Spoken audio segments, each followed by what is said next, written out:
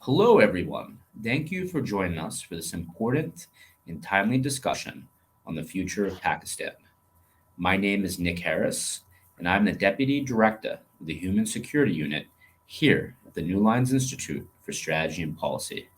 I'm joined today by Dr. Kamran Bokhari, who's the Director of Analytical Development here at the New Lines Institute. Kamran is also a globally recognized expert on Pakistan. Kamran and I will be having a discussion with one of the most outstanding analysts on Pakistan, Mr. Najam Sethi.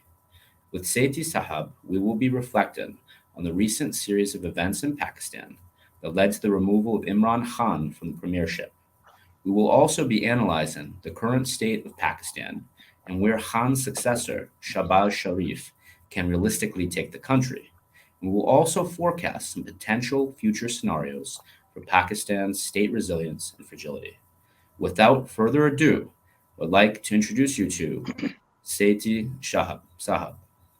Najam Uh, Sethi Najam Sethi is Pakistan's most prominent journalist and analyst, and editor in chief of the widely read newspaper, The Friday Times. Mr. Sethi has served as the chief minister of the country's largest province of Punjab and chairman of the Pakistan Cricket Board. With over 3 decades of print and broadcast journalism experience, Mr. Sethi is well known for his incisive analyses and accurate forecasts of the politics as well as the geopolitics of his native country. Among his areas of expertise is a deep understanding of the Pakistani Army's role in politics and civil military relations. Thank you very much for engaging with us in this conversation. So, Thank you. I would like to start off discussion by asking you to reflect on what has transpired in Pakistan over the last several months, culminating in the removal of Imran Khan from the premiership to be replaced with Shahbaz Sharif. When Pakistani historians look back at this period, what are the key dynamics that they will focus on?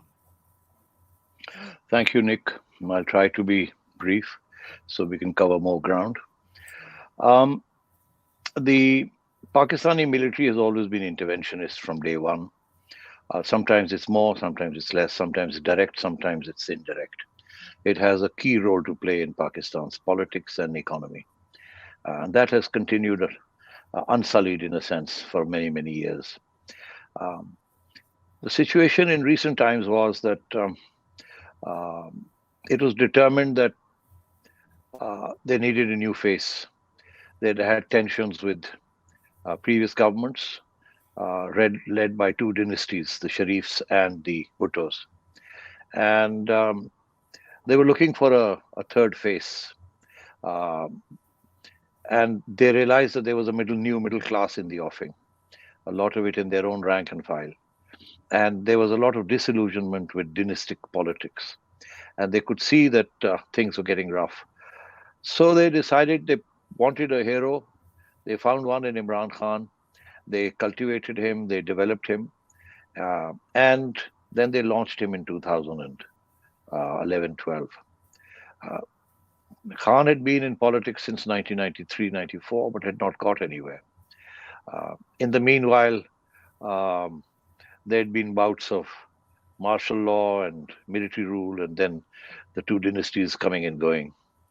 Um, and then once they launched Imran Khan, they decided to put together a hybrid regime. He still didn't have enough votes to win an election, so they helped him win one. And then they brought him into power, and they have propped him up for 4 years. And they were quite keen on this hybrid relationship, whereby basically he was the front man, the man who inspired people, and they were running everything behind the scenes. They were recommending advisors, they were recommending ministers, they put together the government for him. They even put together parliament for him because he didn't have enough numbers even in parliament after they'd helped him rig the elections and brought him to power. And unfortunately, Imran Khan was not able to deliver the goods for them or for the people of this country. He was fixated on getting rid of the opposition, eliminating them for all times to come. He thought that the armies brought him in, now they'll keep propping him up, and it's important to get rid of any other options they might have in reserve. So he focused not on government, governance, or other issues of bread and butter issues for people. Um, and instead, he focused on a campaign to eliminate the opposition. He had very little respect for parliament. He, not realizing that the allies that the army had put together for him needed to be mollycoddled, needed to be looked after. And that can only happen in parliament. He had no time for his allies. He thought, the army will look after them. I don't have to worry about that. Eventually, things began to fall apart, both with his allies, who felt that he wasn't giving them what attention they needed, and the promises that were made to them in terms of their constituent requirements. And over and above that, he entered into a period of confrontation, tensions to begin with, and then confrontation with the army high command. And that had to do with his plans for the next 6 years. He wanted a particular general, General Faz, who was head of the ISI, to remain in place. General Faz had helped to bring him to power, had propped him up with direct and indirect interventions. And he wanted him to remain in the ISI. But by that time, there was a lot of discreditation taking place. Lack of delivery meant people began to first criticize him and then eventually turn their attention to the military. They said, "You brought him in. You need to take responsibility for what's going wrong here." And so, for the first time, the military came into the eye of the storm. The opposition decided at one stage that enough was enough, and it was time to attack the military. First obliquely, and then there came a time when the leader of the opposition, Nawaz Sharif, took names. He named General Bajwa and General Faz and said, "You are responsible for the mess in which this country is." To cut a long story short, if Imran Khan had given a modicum of governance or good governance, he wouldn't have been in trouble. They would have kept propping him up, and they would have then planned on giving him another term. Uh, but unfortunately, that didn't happen. When they decided to step back a little bit, their tensions began to uh, leave the same page dialogue that they had put together. And I think the opposition saw that as a great opportunity to edge in, and then thereby hands another tail. For the last 5 months, relations between Imran and the army high command began to deteriorate. And on the question of the ISI chief's appointment and shunting, they really fell apart. And there's a whole list of things that began to go wrong for both of them. Misunderstandings began to crop up, uh, and so on. Until a stage came when the opposition thought that, now we have our chance. And the army then let it be known that they were becoming neutral or apolitical, meaning we're not going to help him anymore. You guys want to do something, you can do it. The opposition saw that as an opportunity, and I think they put together. It took them 4 months to put together a vote of no confidence. And at the end of the day, all it required was for about 10 of their allies, of Imran Khan's allies, 10 votes.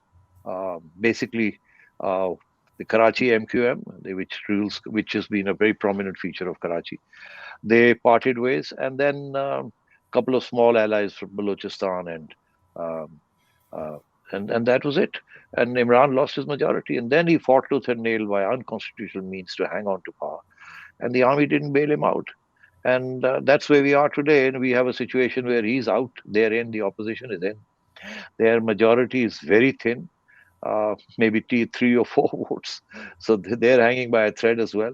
If tomorrow the army decides that they need to change something again, they just have to do a wink and a nod to one of the new allies in the new government, and this government won't be able to survive. In the meanwhile, Imran is out there.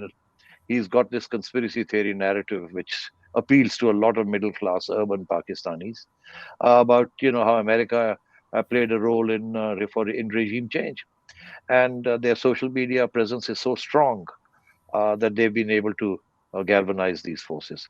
So he's out there as we speak.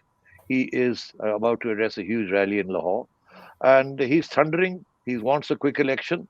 He thinks his popularity, he's back in his popularity ratings are up. Now's the time to demand an election. And if he can have his way, he has a fair chance of giving them a run for his money. Earlier, before, and I'll close now so we can get on to other questions.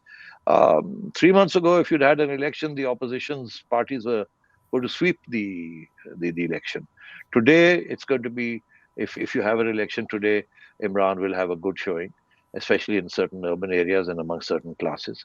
But what happens 6 months from now? If this government can survive 6 months, maybe the gloss of Imran Khan's conspiracy theories, it will go off for the conspiracy theories, and then we'll have a new situation altogether.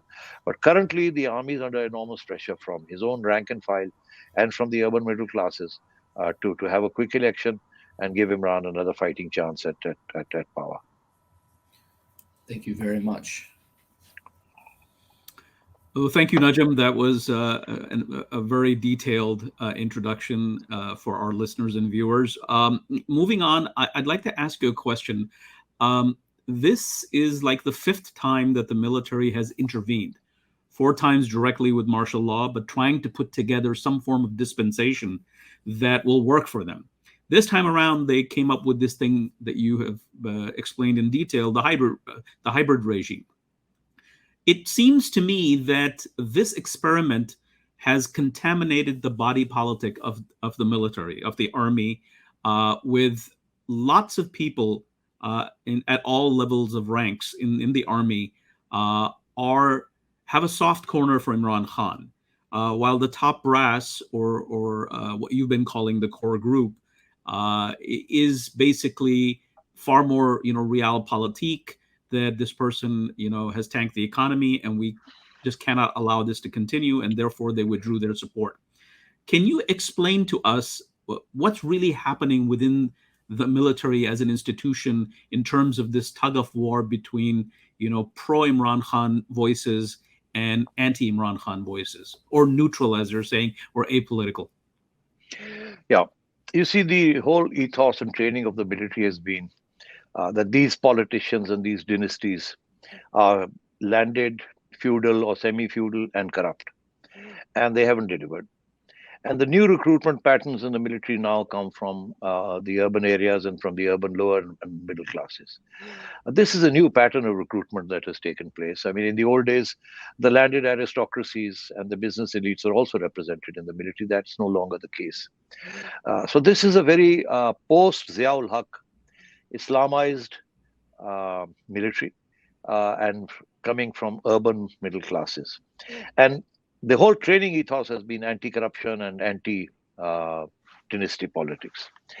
So it was only natural that they would, when somebody like Imran Khan came along, Mr. Clean, and with heroic proportions because of his cricket career and so on, there would be an affinity for them. So now what we have is, in the current situation, I would say that nearly 90% of all military families, retired and serving, which would make it a very big chunk of Pakistani society. There are at least 5 million retired army personnel in this country, and um, and and 90% of these families, retired and serving, have voted for Imran Khan and now are standing up for him. Number one. Number two, I think much the same, I would say, works now for the bureaucracy and for the judiciary. So the organs of the state were looking for a new leader that would be subservient to them, but would also resolve their problems with dynasties and feudal classes. And this new generation that has come up, I call them the children of Ziaul Haq. Conservative, anti-American. Don't forget, anti-Americanism started in this country in the 90s over the question of the nuclear program and the eight cutoffs and the Preston amendments and all the rest of it, and the whole controversies over the F-16s and so on and so forth. I lived through that time and I saw the anti-Americanism coming up in a country that was so predominantly pro-America until then. And even during the Musharraf's years, the whole drone issues and all the rest of it, this country was still continuing to be anti-American. Uh, so now they have tapped into this anti-Americanism and anti-Westernism, combined with this whole reaction against militant Islam outside Pakistan, which over here is billed as Islamophobia and all the rest of it. So these are the essential ingredients of this new middle class, and this is a growing class. Uh, so inflation doesn't bother them as much as honor and Islamic nationalism. And this is pervasive in this army now, and it's pervasive in the other middle class the other urban middle classes in civil society as well. So professionals, lawyers, doctors, army families, and including Air Force and Navy, the rest of it, there is a lot, all of them empathize with this notion. Islamic nationalism, they were all educated in the education system left behind by Ziaul Haq, which was not secular at all, which had, the textbooks were full of conspiracy theories and so on, and they were constantly being rewritten to accommodate the requirements of the establishment and so on. So we've had this is not a Pakistan I grew up in. This is a different Pakistan. Even the generals are very different from the generals I interacted with 10 years ago. And I find it very interesting that I could have a conversation with them at an intellectual level, but at an intellectual level, I find a lot of prejudice and pride and the rest of it in the current lot. And they're very sure of themselves. They have ruled this country directly and indirectly for so long that is now ingrained in the teaching that they have. So my sense is this is what is happening right now. The current core, they had a lot of support for Imran Khan because of this natural factor. And now, because as you said, he didn't deliver, and they were getting blamed for it, they started to flap a bit and say, okay, now what do? We got to distance ourselves from this guy. But having done that, now they find there's a backlash against the things that they've done. And they really don't know where to go because willy-nilly they've had to allow the old dynasties to come back. And there is a lot of resentment in their rank and file that what's going on. Okay, so the guy was not as good as you thought he was, but he should have been allowed to continue. We can't go back to the old ancien regime. This is the guy you needed to fix. And the whole problem of personal ambitions also came into play.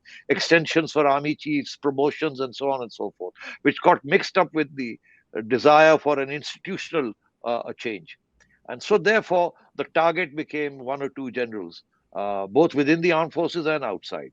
And Imran, of course, has taken full advantage of that. Thank you very much, Najam, for that very interesting and comprehensive unpacking of this hybrid regime. I want to build on a point that you had raised about the sort of religious populism that Imran Khan represented. There have been many comparisons in the Pakistani press, in particular, of Imran Khan with former US President Donald Trump. Both men seem to have a good relationship. And it does seem over the last few weeks that Imran Khan is tapping into the sort of latent movement that may not have been completely visible, at least outside observers in Pakistan. From a US perspective, with Pakistan being a major non NATO ally, the fact that the militablishment that the US had gotten used to engaging with may be changing as a result of the political and populist influence of Imran Khan. Where do you see these comparisons between Donald Trump and Imran Khan having merit? And where do you see differences in particular peculiarities in the context of Pakistan? Well, the point has been made again and again that Imran Khan is Pakistan's Donald Trump.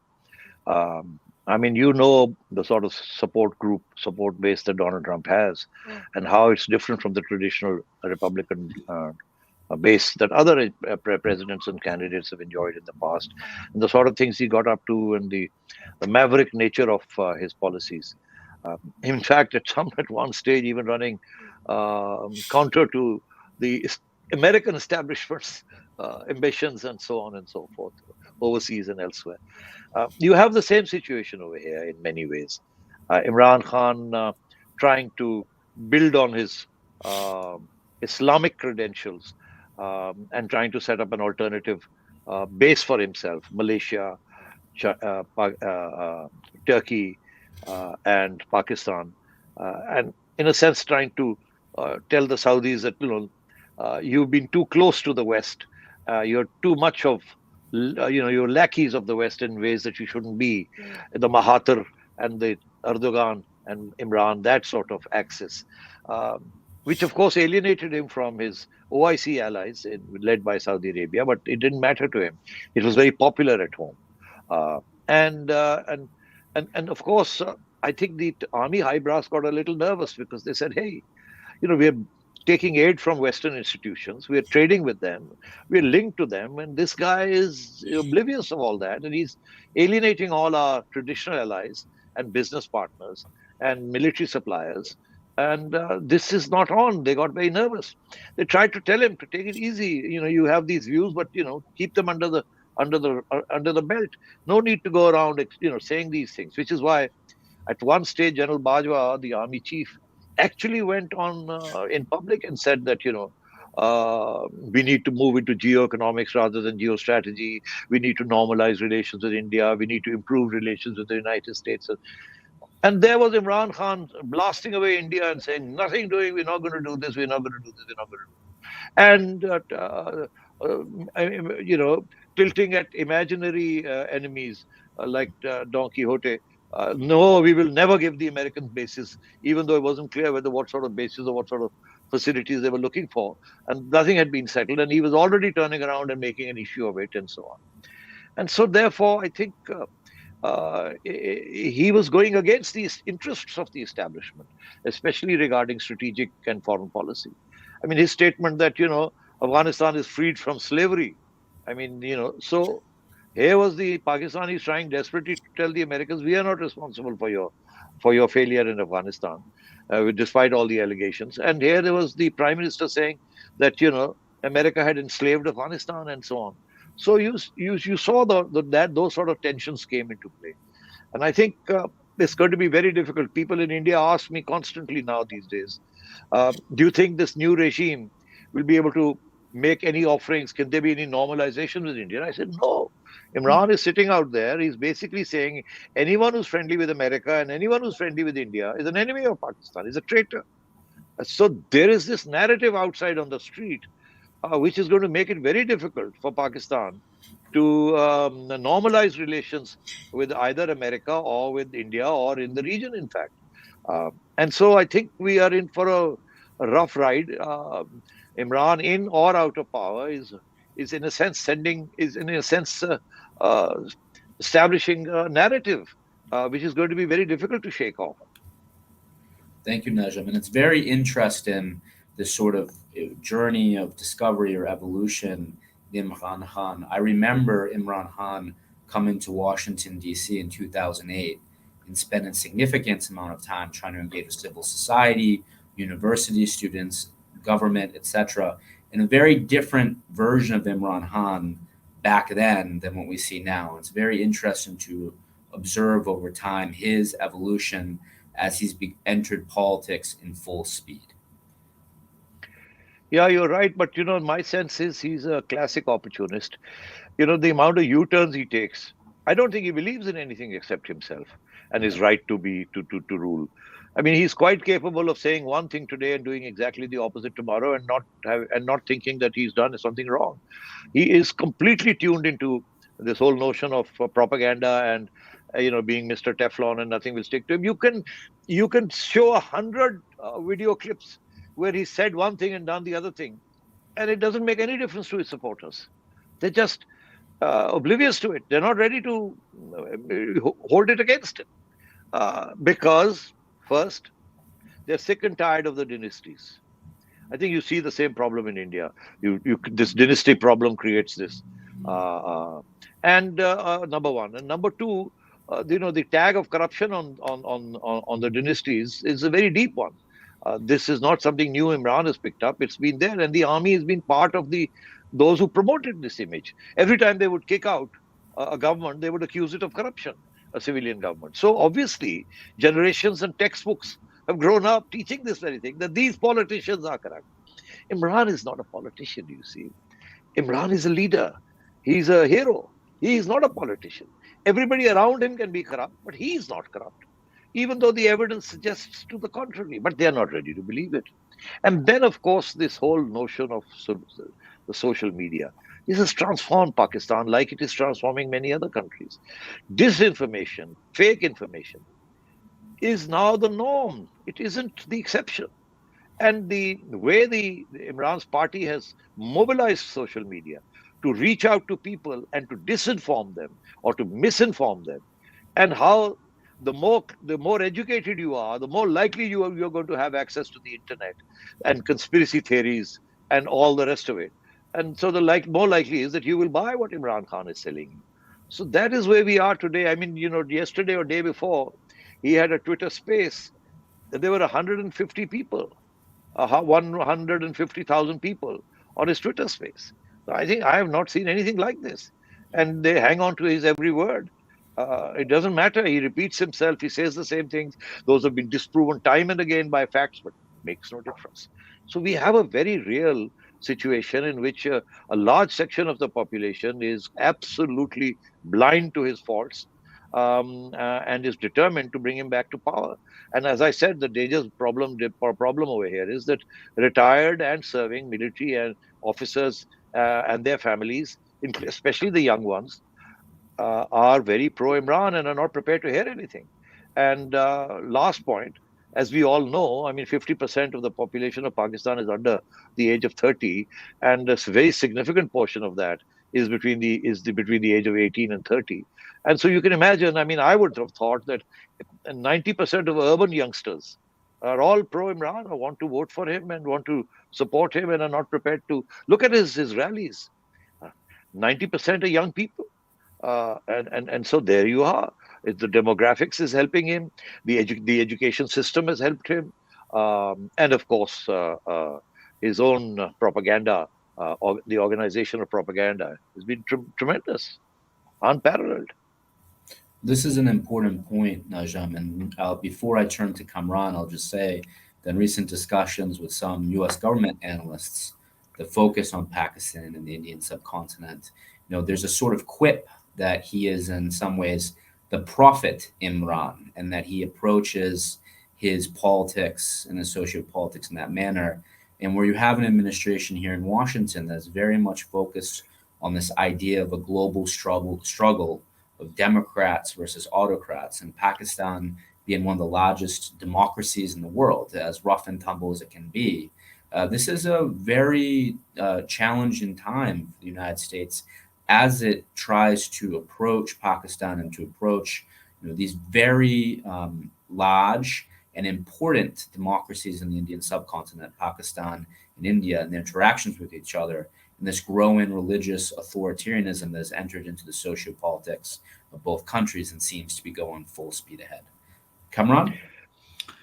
Najam, I want to get back to civil-military relations, and I think we're at a unique moment. I was, if you will, I found the DGISPR, the spokesman of the military's press conference a few days back. I think it was last week. Very extraordinary. Some very unprecedented remarks from General Babar that we've not heard come out, so publicly.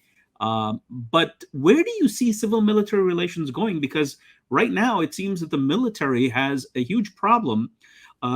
It's no longer, overnight it seems to have changed, that it used to be Nawaz Sharif and his allies, being openly critical of the military. And now you have the same, Imran Khan, who was created by the military, basically biting the hand that fed him. And so if you're the military, you're being struck from both ends of the spectrum, or both, the political opposites, if you will. So game out for us. How do you see the military dealing with this? Because now they don't have good options or allies that they can sort of align themselves with to counter the more, if you will, toxic element in the Pakistani political landscape. Yeah, I think they're in trouble. They are now having to deal with a new government, and frankly, if this new government doesn't deliver, and the delivery has to be with the people of this country, the bankrupt state of the economy has to be sorted out, and relief has to be given to the people, and there's no money for it. And the only place the money can come from is not China, is not Russia, is not Turkey, is not Malaysia. It is Saudi Arabia, and it's the United States, and it's the European Union. That's where the money is. That's where the loans are. That's where the exports are, and so on. And that's where the international institutions are. So now they have a real problem. They want this government to negotiate with Pakistan's erstwhile allies, the very allies that Imran Khan has alienated, and against whom there is a lot of anti-sentiment, against whom there is a lot of sentiment, anti-sentiment against them, in the very rank and bowels of the army and the bureaucracy and judiciary. And yet, their leaders want this government to negotiate with them and bring the goodies home and keep the economy afloat. And that's going to be the problem. And if this government fails, so this government has the envious task of being abused for going back to the donors and being friendly with them. Imran Khan breathing down their neck.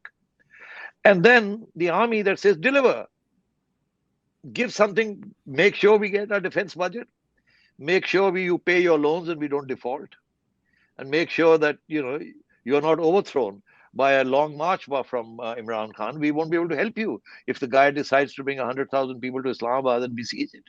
We are not going to open fire on anyone. We are not going to allow you have your police and your administration. You deal with it. So we are in trouble. The army is in trouble. They don't know where to go right now. They have a strong base that is opposed to the current regime. They would rather Imran Khan, with all his follies, comes back. At least it'll give them this feeling of we got our man back and so on. And we'll deal with the rest of it. We'll see what happens. They're not thinking about that. But the high command is thinking about it. So that's the first problem.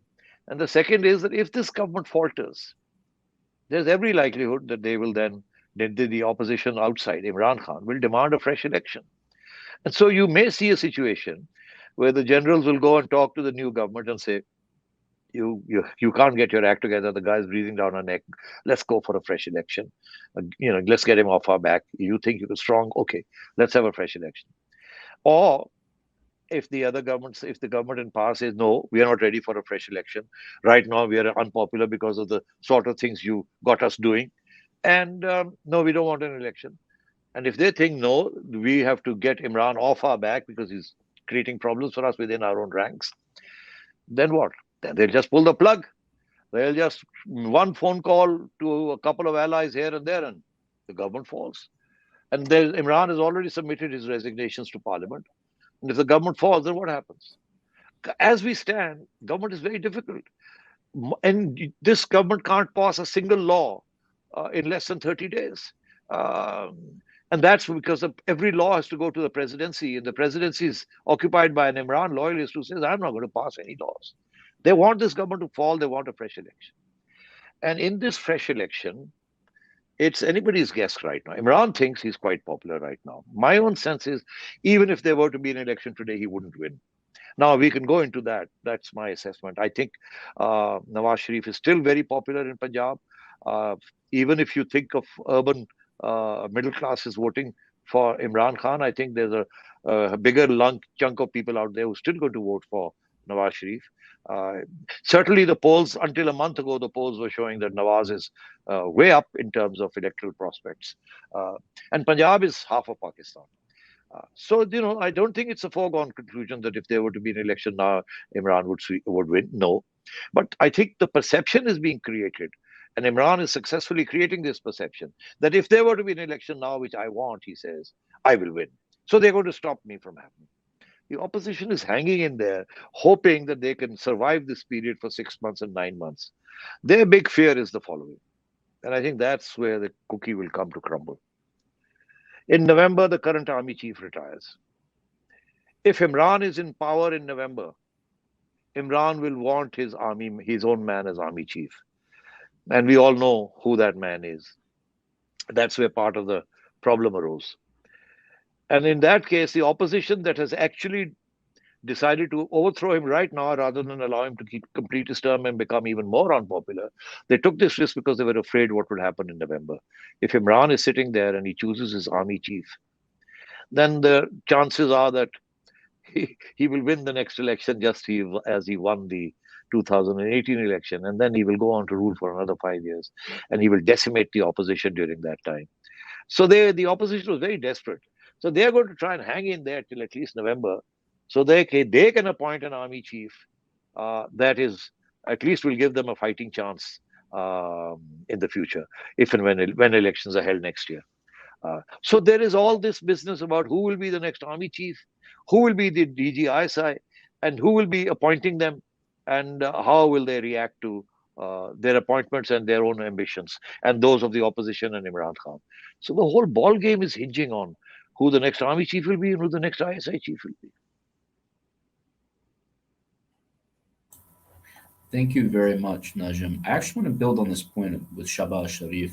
It seems that he's put a lot of energy into sort of marketing this idea of Pakistan speed, that he is going to develop and bring momentum to get Pakistan out of some of this sort of economic turmoil that it finds itself in and that has all these social and political and potentially security effects.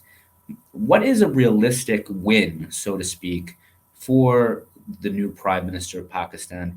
And can he actually achieve Pakistan's speed?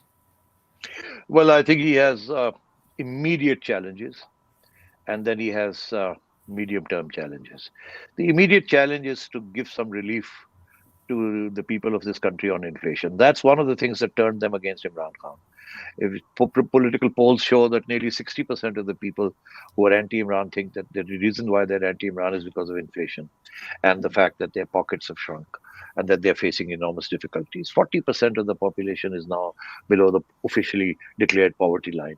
And there's massive unemployment and there's resentment against Imran. Inflation. That has been the key issue, which is, of course, part of governance. And so, therefore, right now, before Imran was ousted, he froze. He entered into a program with the IMF, and because there was no choice, he entered into a program with the IMF, and then he realizes that IMF program is all about belt tightening and cutting down subsidies, and so the first subsidy IMF wanted cut was on energy prices. So he realized that he did that as a time bomb. That's a huge, like almost a 33 or 40% increase in energy prices in one jump. I mean, the government would have been just hit for a six. I mean, they would have been blown out. People would have been on the streets. So he decided that in his moment of difficulty, he said, let's freeze prices. And even if it means violating the IMF program, because I'm in trouble. So he froze those prices. Now that he's out, the new government has come in, is having to cough up 1 month's subsidy of nearly 100 billion rupees. That's the cost of freezing those prices. And now the challenge is that can you keep them frozen for a few months while you stabilize, while you form a government, you form cabinets, so that Imran, who's thundering outside, is not able to create another problem. Once the energy prices go up, Imran is going to go to the streets and launch another long march on Islamabad. And the people are going to be so angry at this new government that, you promised to save us from these policies. Now you're doing exactly the same thing. You're a slave to the IMF. We don't care. So Imran's narrative will be strengthened. So now here's their problem. They don't have the money. And so what that means is they will have to completely freeze development expenditures and everything else in order to cough up another 400 billion rupees, which is a huge chunk. The total development budget is about 800, 900 billion. This is like half of that in 3 months or 4 months. And where are they going to get the money from unless they cut it from other sources? And there's not much space for cutting. And then, of course, the IMF is going to say, no, what is going on? So our finance minister, who was appointed only 3 days ago, has rushed off to Washington for a bailout. He has to persuade the IMF to allow his government to breathe. If the IMF relaxes their terms and says, okay, we understand, we think you have a better chance of managing the economy, at least we trust you more, and so on, he has a snowball's chance of surviving. But the thing is that if the IMF continues to be tough, this government won't survive 3 months. Then he has to go to Saudi Arabia and again beg money. So if the Saudis give you a bailout, if the Americans institutions give you a bailout, they can put their feet firmly on the ground and make sure that Imran doesn't come back thundering in. And so I think this is the make or break for them. The budget is due in 3 months. That's also going to be a tough budget. But I think right now they need to stabilize. They need to hold things before they get out of hand. And their biggest challenge is this. So it's anybody's guess whether the new finance minister will succeed in Washington or not, whether There will be a softening of their attitude and say, okay, we've been disappointed in the past by previous governments who've never really kept to an IMF program. And so we understand this. Okay, we will relax this and we will relax that and we'll let you move along a little slowly. If the IMF relents and the IMF relaxes some of its conditions, this government has a chance of survival, and then face the other challenges that come in due course. But if the IMF sticks to its guns, as it were, and we are then facing bankruptcy. We have a current account deficit that we can't manage, and inflation that we can't manage, depreciation of the rupee we can't manage, reserves falling we can't manage. We have only 2 months of reserves available for our imports, and so on. So this government is now inherited the landmines that Imran has laid before leaving, and unless there is some international help, I'm afraid this government won't be able to survive. The important thing is that this government should survive. Then there should be then they'll have a better chance at winning the next elections. And I think we are going to go through this very difficult period in the next 6 months. I'm very apprehensive. I think if they survive the next 3 4 months, they can probably survive longer. But if they don't survive the next 3 4 months, if they are compelled to carry out anti-popular, anti-people measures in the economy, then I'm afraid Imran Khan will have a lot of ammunition with which to blow them away. Thank you very much, Najam. And it seems the more that the current government has to turn to Washington and to international creditors, the more it feeds into Imran Khan's charges that it's an imported government. It really does seem to be like the current government is stuck between a rock and a hard place. That's right. Kamran?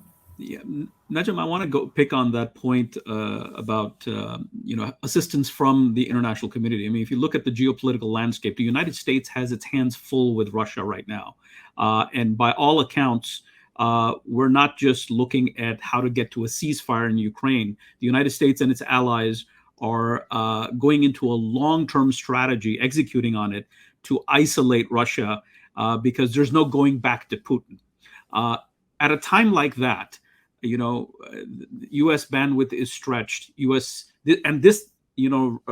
Russia crisis, Ukraine crisis, came at a time when the United States was already trying to meet the challenge from China.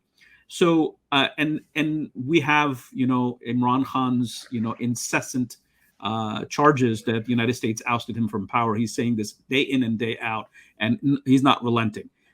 How do you see in this context? And then you have Afghanistan, which is a huge problem for Pakistan and the region, and is a big concern for the United States as well.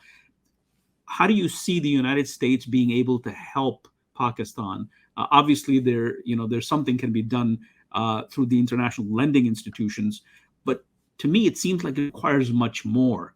Love to get your thoughts on that. It does require much more, but I don't think this is the time to think of what much more is and what's the time period for that. I think what needs to be done right now is to get the international institutions to stabilize Pakistan's economy without any upheavals. And I think the restoration of Pakistan-American relations may be postponed until such time that there is a stable government in place and there is some relief for the people. And any overt attempt to for both sides to sort of bend the rules and try and help each other may be a little counterproductive. And as you say yourself, the Americans are focused on so many other things. And in any case, there's no reason why America should be bailing out Pakistan. And, right now, there's not much that America wants from Pakistan. So, in terms of structural reasons, I think we can put that on a back burner. But I think for the sake of form, good US-Pakistan relations, even for the sake of form, without any concrete, direct bilateral assistance, is a good starting point. But more important, the international financial institutions need to relax their demands for the time being. We need to get over this particular hump where the military is in a straitjacket and Imran is pushing. And his narrative is a very anti-American and actually, in my view, it's very anti-Pakistan. The consequences of his narrative are isolation and failure. But he's not concerned with that. That's what populists are all about, especially the modern day populists. So I think I have no illusions about that. But I think, the Americans have allies in the Middle East and so on. So I'm sure a package can be put together on its own merits, not to impose further hardships and to give Pakistan another fighting chance, or at least the next government a fighting chance to get on with it and to survive and stabilize. Because, the alternative to all this is chaos. I mean, and that chaos is not a positive, it's not a ingredient for positive change. It's an ingredient for pulling the country back into some dark abyss, and where whatever little international relations have remained, it will be complete isolation if that happens. And I'm afraid when things get to that point, even this united, disciplined army, um, I dare not think of uh, internal tensions boiling over and confusion.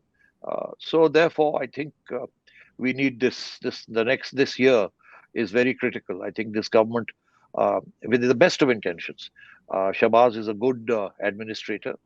He needs uh, uh, he needs a slightly freer hand to deal with this economic situation.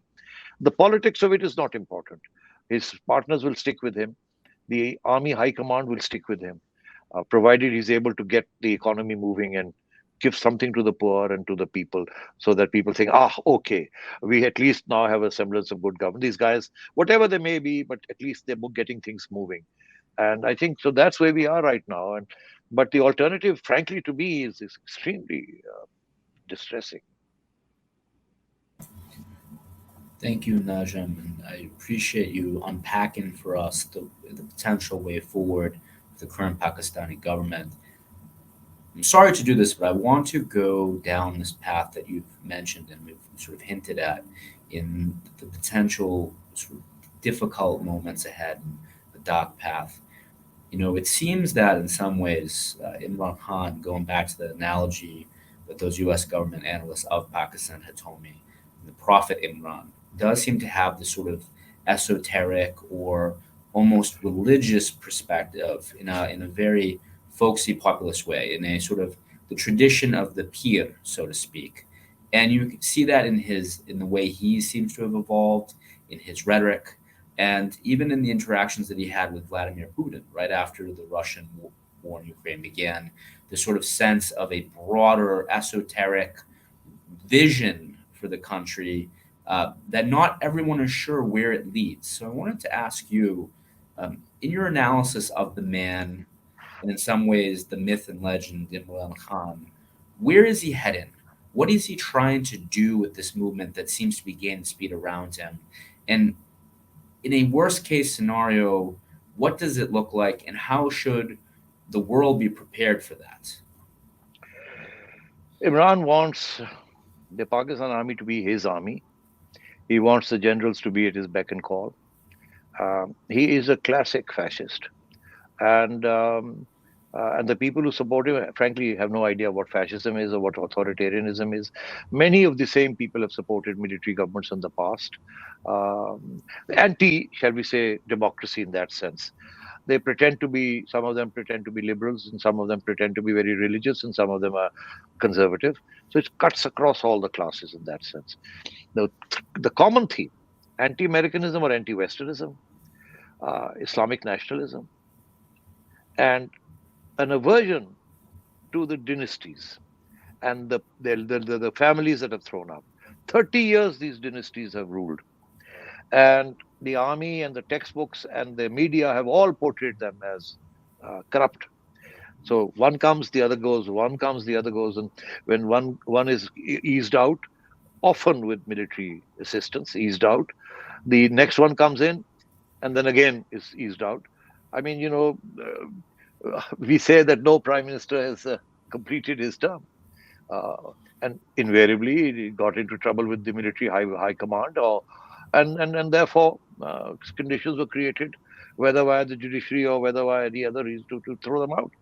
So now we've ended a place where there's only Imran Khan, and then there's the guys that you've been, that have been coming in and out, and now you thought you had a new hybrid experiment, and from day one, somebody who didn't come into power on his own steam that you brought into power.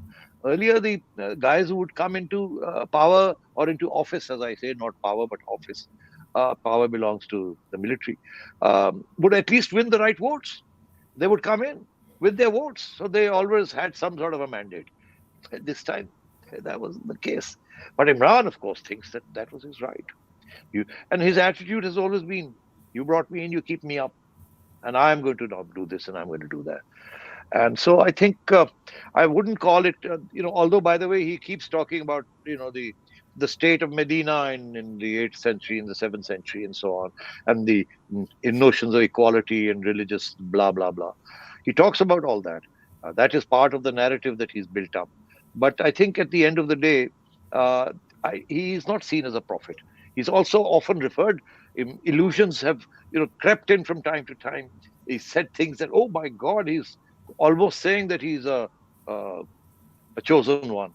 But at the end of the day, this is still a civil society in many ways, and the challenge to him on the religious front is coming from some religious parties who are now making inroads into the electorate. A lot of voters are now voting for certain religious parties who are very militant. And in fact, Imran has, in a sense, taken part of their narrative away from them in order to pull back some of their votes. And so that's the sort of situation we are faced with. I don't think it's that prophetic. He doesn't have those dimensions. He's fallible, but I think in order to combat him, you need to have the same sort of, shall we say, social media presence. We've just heard how Imran Khan's team had uh, 1,000 accounts, which translated into 5,000. So within half an hour, they could generate trends in this country with fake news and with condemnations and so on and so forth, using robotics. 100 people generating an impression in this country that there are millions who are supporting Imran Khan and so on. And the opposition doesn't have anything like that. They think they can combat him with the truth. My sense is this: the truth is not going to combat Imran Khan. The falsehoods that he's propagated are so deep. And as we know, people tend to reinforce prejudices. They tend to stick together, and the more they stick together in WhatsApp groups and Facebook groups and other social media groups, the more they reinforce their prejudices, and they will act irrationally. But it won't occur to them that they're acting irrationally. So that's the modern phenomenon of social media that is transforming brains. I call them brainwashed because they're not ready to listen to logic or to reason or to facts or to the truth. The current government thinks that we will show them the true face of Imran Khan. It's not going to work. We have a more complex problem in this country right now. There are 60 million uh, uh, internet users in this country, and almost every person who's slightly literate can use a phone is one of the highest densities of mobile phone use and internet use and so on. So we have a serious issue in terms of the information that's getting through to people and turning them. Donald Trump did use the same sort of tactics in America, um, and fake news, disinformation. Keep hammering away at it. Keep lying. You lie 10 times, people tend to believe it. And especially if there are people who think that you're Mr. Teflon, nothing sticks to you, and you're and the younger generation. I call them the children of Zia, and they're in their 20s and 30s and early 40s. Um, they know very little of Pakistan history. Um, they are what I call half educated. But it doesn't matter, even the most educated amongst them, for various different reasons. Um, some because they're liberals who think that dynasties shouldn't exist, and so therefore this is an urban man. We empathize with him, we see him. So there are lots of complicating factors here. But right now, it's a very tricky situation out there. This lot that is supporting him is not insignificant. They're passionate, they're rigid, they're abusive. The amount of violence that has now come into Pakistani politics because of this lot. The old traditional notions of democracy and uh, um, relationships, despite antagonisms and hostilities, the forms that used to take. All that is gone. Imran has brutalized politics. His people, every day, I mean, there are everyday incidents where Imran supporters will bully people on the streets, in restaurants, call them out for being traitors, for being American agents, and so Indian agents and traitors. And then you have brawls. This has never happened in this country, the polarization that is now taking place. And the brutality, the aggression, the violence that is in the air. Uh, we used to think that only religious parties can do that. They're not a patch on what is happening in this country right now. Perfectly reasonable people otherwise are prone to be intolerant of anything that criticizes anyone who criticizes Imran, and they will launch social media campaigns. And when you are on the road, they're quite capable of attacking you on the road. Things are rough out here. Thank you, Najam. That is a very disquieting description of the trend line in Pakistani politics. And when you consider the religious nationalism that has been let develop and is bloom in neighboring India, and then you have two of the world's largest democracies, That's right. and both are nuclear weapons powers. And so much of the future of the global order will be decided in South Asia. We hopefully won't be heading towards a dark path, and hopefully reason will take hold, but that is not guaranteed. Kamran, I want to give you the opportunity for the last question. Yeah, you basically hinted at it, Nick. So, I mean, put all of this in the regional context for us, Najam. You have hostile relations, increasingly hostile relations with India, or at least they're not going to be repaired anytime soon. At least I don't see it. But if you see some hope, please let us know. But then there's the western flank, the western border. Afghanistan is already a post-American Afghanistan is heavily Talibanized. We see ISIS attacks growing there. We have TTP attacks taking place in Pakistan, the Pakistani Taliban rebels. So from a pure security point of view, with political economic chaos in the country, what does protecting Pakistan from being, from that spillover from Afghanistan? I mean, from a pure American point of view, the hope that the United States had is, well, if there is a relatively stable or secure Pakistan, then it could help contain a Talibanized Afghanistan. So put us paint a picture of this region for us, and I guess that would probably be the last question. Kamran, I'd see no prospect of any initiatives vis-a-vis India. Imran will make sure that anybody who tries to normalize relations with India will be put on the mat. Even when he was in government, that was his position. Even he could spurn General Bajwa's attempts to normalize. Even a couple of items of trade, he put his foot down. So I think there's no prospect of any short-term India-Pakistan rapprochement on anything, frankly. And considering the fact that there's very little quid pro quo, the whole sum-zero game, the Indians, Prime Minister Modi is, of course, in no mood to give away anything.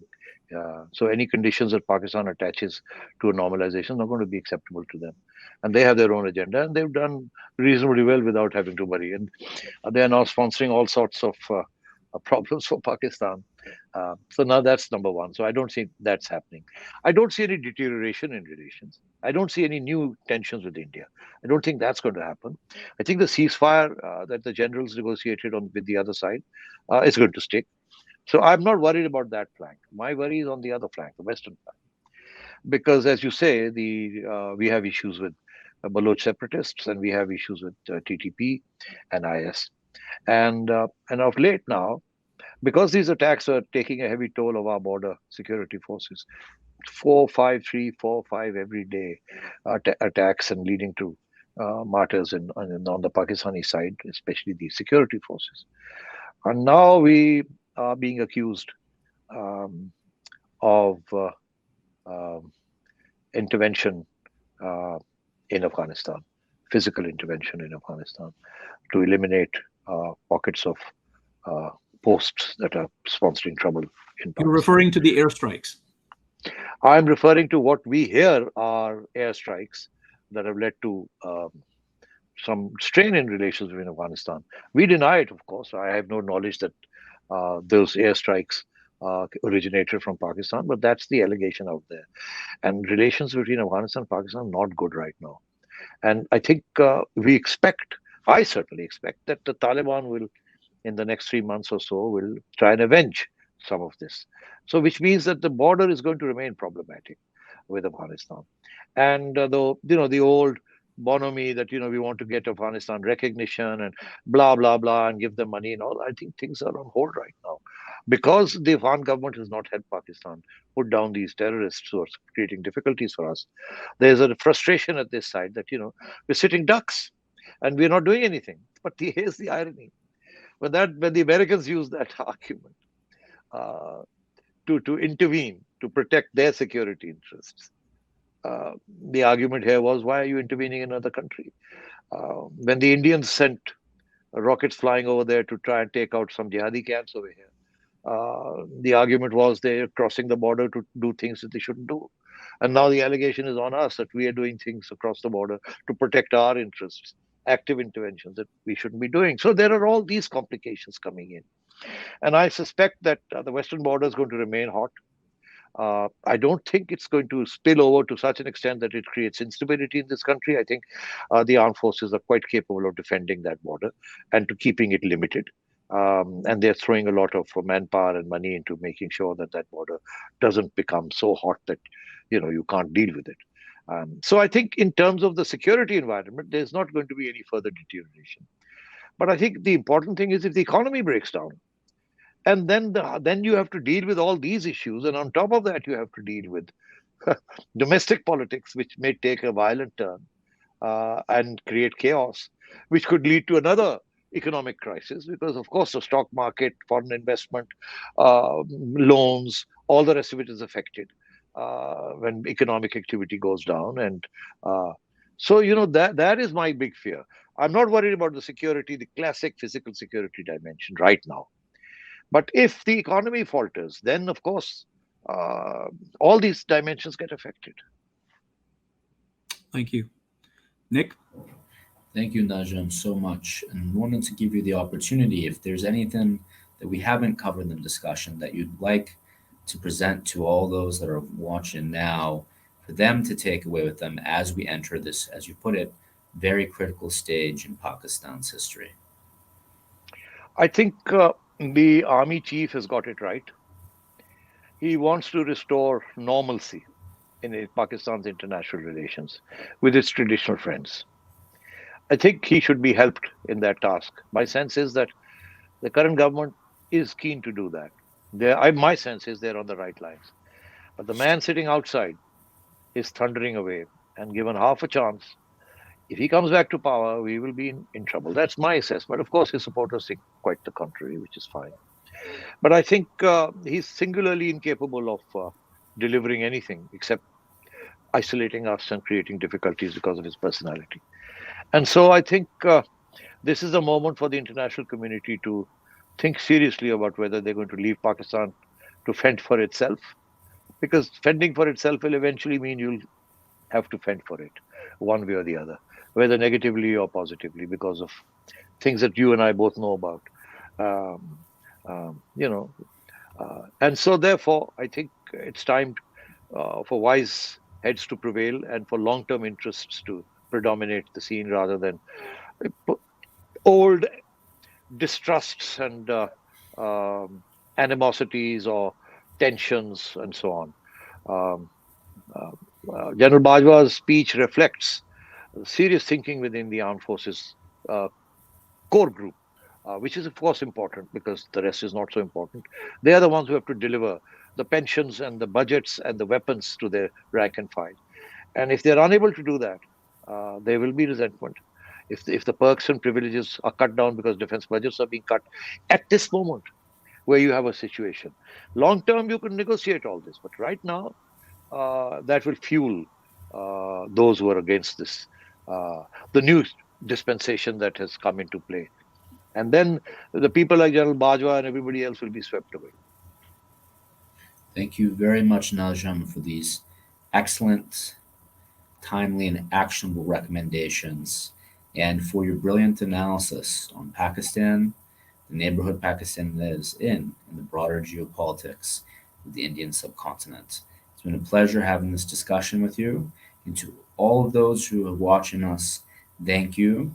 We will continue at the New Lines Institute for Strategy and Policy to focus on the Indian subcontinent, which will shape the course of human history in this century. Thank you, everyone.